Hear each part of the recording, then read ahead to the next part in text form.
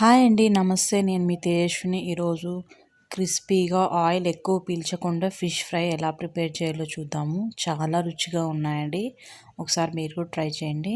నేను ఇక్కడైతే 2 కేజీల చేప ముక్కలు తీసుకున్నాను. ఇలా పీసెస్ అయితే ఇలా కట్ చేసుకుంటే మనకి ఫ్రై చేయడానికి బాగా రోస్ట్ అవుతాయి.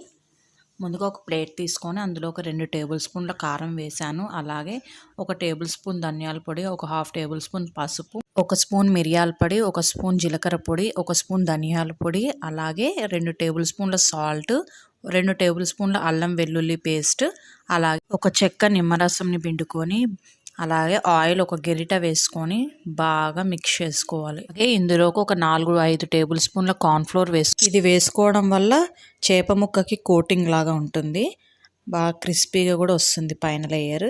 బాగా మిక్స్ చేసుకున్న తర్వాత ఇందులోకి ఒక్కొక్క చేప ముక్కను వేసుకొని బాగా అప్లై చేసుకొని ఒక గిన్నెలోకి వేసుకుందాము. అలాగే కొత్తిమీర ఇట్లా కట్ చేసుకొని అంతా బాగా మిక్స్ చేసుకున్న తర్వాత 1 గంట పాటు ఫ్రిడ్జ్లో పెట్టుకొని మనం డీప్ ఫ్రై చేసుకోవాలన్నప్పుడు ఒక 1/2 అవర్ ముందు తీసి పెట్టుకొని డీప్ ఫ్రై చేసుకోవాలండి. ఇప్పుడైతే నేను ఫ్రిడ్జ్లో పెట్టేసి 1/2 అవర్ తర్వాత బయటికి తీసాను. ఇప్పుడు స్టవ్ ఆన్ చేసి పెనం పెట్టి అందులో ఒక ఆయిల్ డీప్ ఫ్రైకి సరిపడా ఆయిల్ వేసుకుందాము.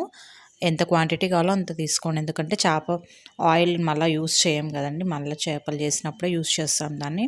ఆ ఆయిల్ వేసుకుని బాగా ఆయిల్ వేడెక్కాక ఈ ఒక్కొక్క ముక్కను అందులోకి వేసి బాగా డీప్ ఫ్రై చేసుకోవాలి.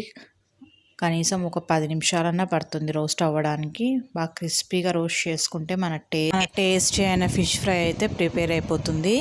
మీకు ఎలా ప్రిపేర్ చేస్తారో కామెంట్ చేసి తెలియజేయండి. అలాగే నా వీడియో కనుక మీకు నచ్చినట్టయితే వీడియో చూసిన తర్వాత మర్చిపోకుండా like, share and subscribe my channel. Thank you so much for watching this video.